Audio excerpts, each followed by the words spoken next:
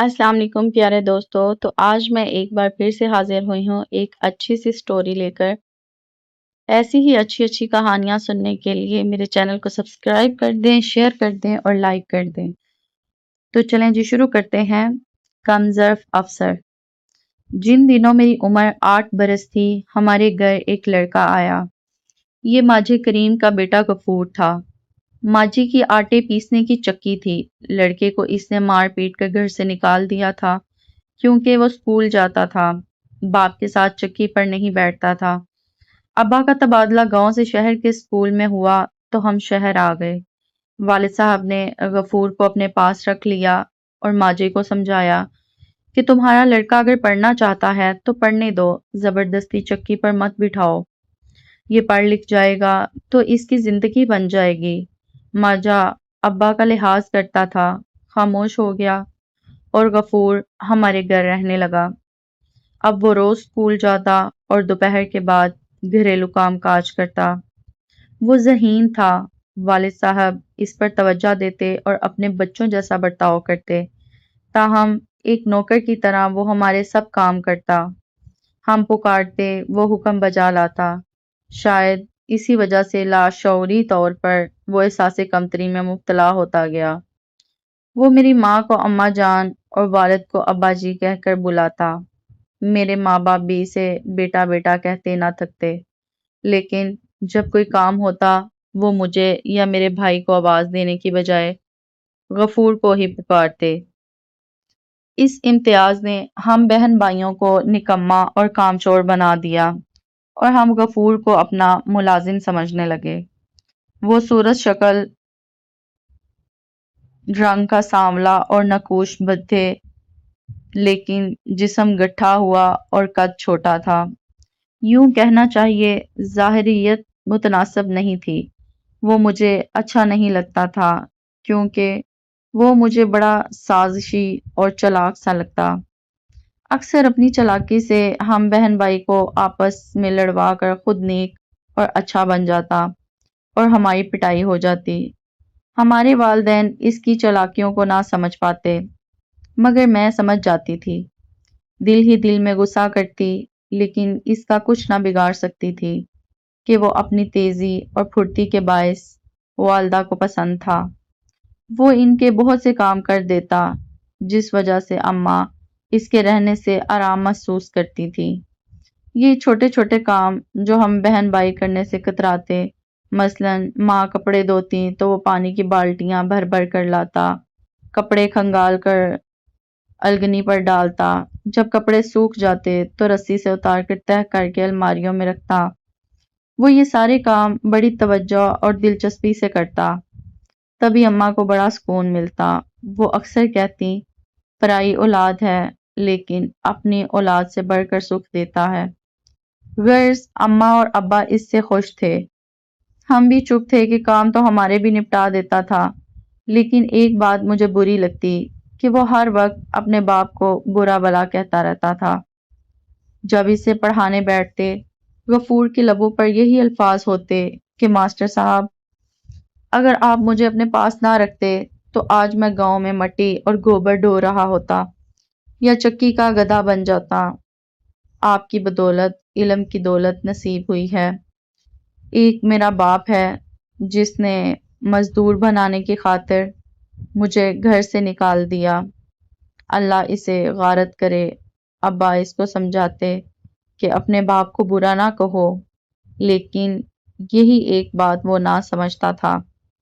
جب اس نے matric pass کر لیا تو ابا نے چاہا کہ وہ گاؤں لوٹ جائے اور کام میں اپنے باپ کا ہاتھ بٹائے، مگر وہ نہ مانا۔ منت کرنے لگا کہ آپ کا بیٹا ہوں، آپ کے پاس رہوں گا، کالج پڑھوں گا۔ میٹرک میں اس نے فرسٹ ڈویژن لی۔ والد صاحب نے کالج میں داخلہ کروا دیا، مگر کالج جا کر بھی وہ نہ بدلا۔ اسی طرح کام کاج میں میرے والدین کا ہاتھ بٹاتا رہا، گائے کا چارہ لاتا، دودھ دھوتا، بازار سے سودا سلف لا کر دیتا، مہمان آ جاتے تو ان کی خاطرداری میں مدد کرتا۔ غرض 20 کام اس کے ذمے تھے۔ BA کے بعد وہ ہمارے گھر سے چلا گیا۔ لیکن اپنے باپ کے پاس نہیں گیا۔ کچھ دنوں لاپتہ رہا۔ بعد میں کسی نے بتایا کہ لاہور میں پڑھ رہا ہے۔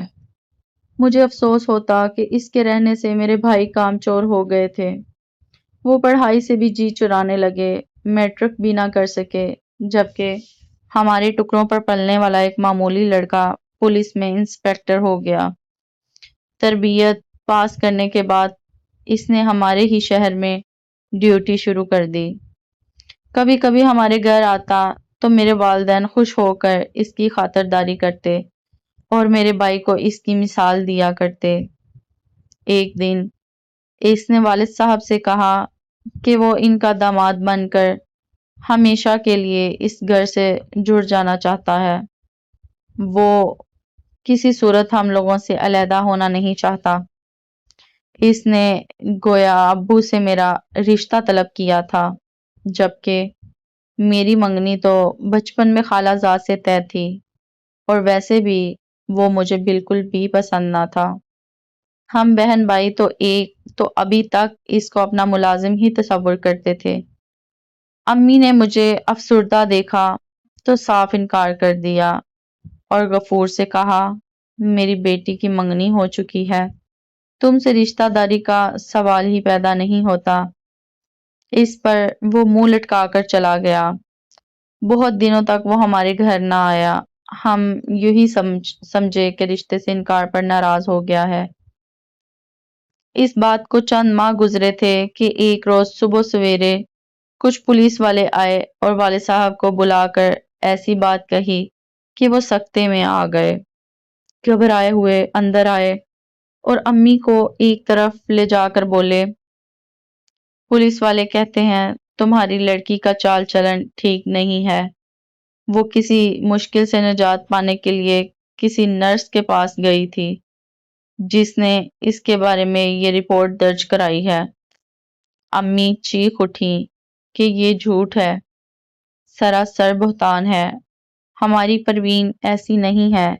ان دنوں میں سلائی کڑھائی کے اسکول جاتی تھی اور ڈپلومہ لینے والی تھی کہ امی نے مجھے یہ بات بتائی۔ میں رونے لگی۔ یہ ایسی بات تھی جو کوئی بھی لڑکی برداشت نہیں کر سکتی، جبکہ میں نے تو کبھی کسی غیر مرد کا منہ تک نہ دیکھا تھا، نہ میرا ایسا ویسا کسی شخص سے رابطہ یا واسطہ تھا۔ بھلا اتنا بڑا الزام کیسے سہتی؟ غم و غصے سے تڑپ کر رہ گئی۔ ابا بیچارے گھبرائے ہوئے بیٹھک میں گئے جہاں پولیس کا حوالدار بیٹھا ہوا تھا۔ اس سے کہا کہ یقیناً آپ کو کوئی غلط فہمی ہوئی ہے، میری بیٹی بہت نیک اور شریف ہے، وہ قطعی غلط چال چلن والی نہیں ہے۔ اس بات کی تصدیق اس کی ماں نے کی ہے۔ یہ کوئی اور پروین ہوگی، آپ مہربانی سے دوبارہ رپورٹ کی پڑتال کریں۔ حوالدار نے آنکھیں نکال کر کہا، میاں تم جیسے بہت سے شریف دیکھے ہیں، سب بھی خود کو شریف کہتے ہیں۔ پروین ولد ماسٹر غیاث، یہی تو نام ہے، مکان نمبر بھی تمہارا ہے۔ ہمیں غلط فہمی نہیں ہوئی، یہ رپورٹ تمہاری لڑکی کے بارے میں ہے۔ لڑکی کو گرفتار کر کے تھانے لے جانا ہے، آگے تفتیش میں جو ہو سامنے آ جائے گا۔ میرے والد ایک بارش معلم، وہ تو رونے لگے، مگر پولیس والا کب مانتا تھا۔ کہا، اس وقت تو پولیس کو بے گناہی کا ثبوت چاہیے، لڑکی کی میڈیکل رپورٹ کرانی ہوگی۔ ابا دہائی دینے لگے کہ بن بیاہی بچی کو میں کیوں کر مطب لے جا کر تصدیق کا سرٹیفکیٹ لوں، یہ میری غیرت گوارا نہیں کرتی، مجھ بے قصور کی سارے زمانے میں پگڑی اچھل جائے گی۔ آخر کار وہی ہوا کہ معاملہ کچھ دینے دلانے پر ٹھنڈا پڑا اور پولیس نے مجھ کو گرفتار نہ کیا۔ لیکن حوالدار کہہ کر گیا کہ کیس کو ختم نہ سمجھیں، میں آپ کو 2 روز کی مہلت دیتا ہوں، مجھے دوبارہ تو آنا ہی پڑے گا۔ ابا جان بکھلائے ہوئے تھے، میری تو کچھ سمجھ میں نہ آتا تھا معاملہ کیا ہے۔ امی نے مشورہ دیا کہ غفور اپنا لڑکا ہے اور سب انسپکٹر بن گیا ہے، اس کو بلا کر مشورہ کرو۔ کسی دوسرے کے سامنے قصہ بیان کرنے سے بدنامی ہو جائے گی۔ والد صاحب غفور کے پاس گئے۔ اس نے کہا کہ میں صاحب کے پاس جاؤں گا تو وہ کہے گا تم کیوں حمایتی بنتے ہو؟ اگر انہوں نے لڑکی گرفتار کر لی تو تھانے تک جاتے جاتے بڑی بدنامی ہو جائے گی۔ بے شک لڑکی بے قصور ہو، مگر یہاں لوگوں کی زبانیں کون بند کرے گا؟ پروین سلائی کے اسکول جاتی ہے، کیا خبر آپ لوگوں کو پتہ نہ ہو۔ اس عمر کی لڑکیاں نادان ہوتی ہیں اور راز تبھی کھلتا ہے جب پانی سر سے گزر جاتا ہے۔ طرح طرح کی باتیں کر کے غفور نے ابا جان کو قائل کر لیا کہ معاملہ پولیس کا ہے، اب جان پر کھیل کر عزت تو بچانی ہوگی، ورنہ بات گھر سے نکل گئی تو عزت نہ بچ سکے گی۔ تو پھر تم ہی کوئی حل نکالو، والد نے التجا کی۔ ایک حل ہے اس مسئلے کا، آپ پروین کا نکاح مجھ سے کر دیجئے، وہ قصوروار ہے یا بے قصور مجھے منظور ہے۔ اسے اگر میرا ساتھ منظور نہ ہوا تو کیس ختم کروا کے میں اس کی خوشی کی خاطر طلاق دے دوں گا۔ فی الحال آپ کی امانت ہوگی، کیس سے تو جان چھڑائیے۔ میں پولیس انسپکٹر ہوں، پروین میرے نکاح میں آ جائے، پھر دیکھتا ہوں کہ کون اسے گرفتار کرنے آتا ہے۔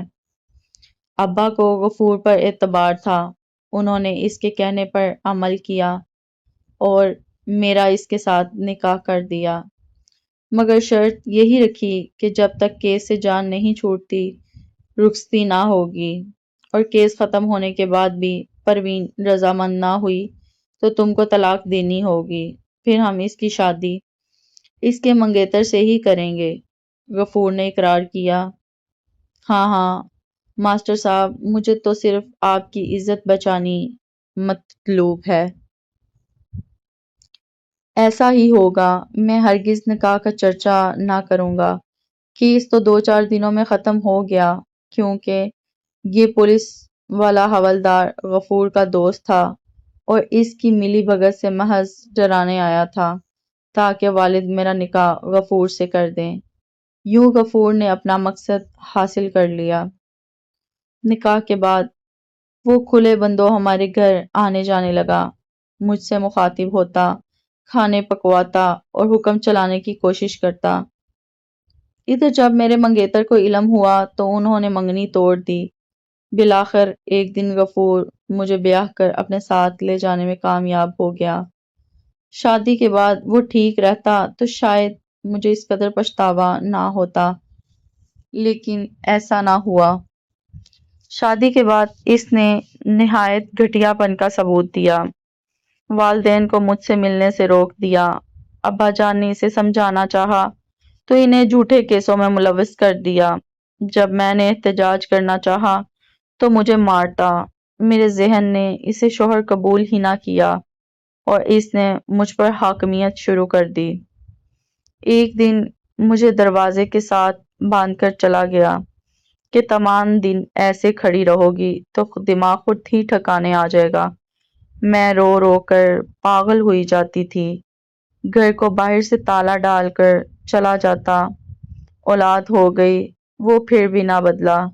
اس کی ذہنی حالت اور نفسیات کچھ عجیب و غریب تھی۔ رو رو کر زندگی گئی، کتنے ظلم سہے، لکھنے کی تاب نہیں۔ کیا کسی کو بلیک میل کر کے زبردستی بیوی بنا کر اس کے ساتھ زندگی گزارنا جائز امر ہے؟ والدین چاہتے ہوئے بھی مجھے طلاق نہ دلوا سکے کہ ان کے مقابل ایک با اثر آفیسر تھا۔ تو دوستو، کیسی لگی میری یہ کہانی؟ کمنٹ میں ضرور بتائیے گا، اور چینل کو سبسکرائب کر دیں، شیئر کر دیں اور لائک کر دیں۔ شکریہ۔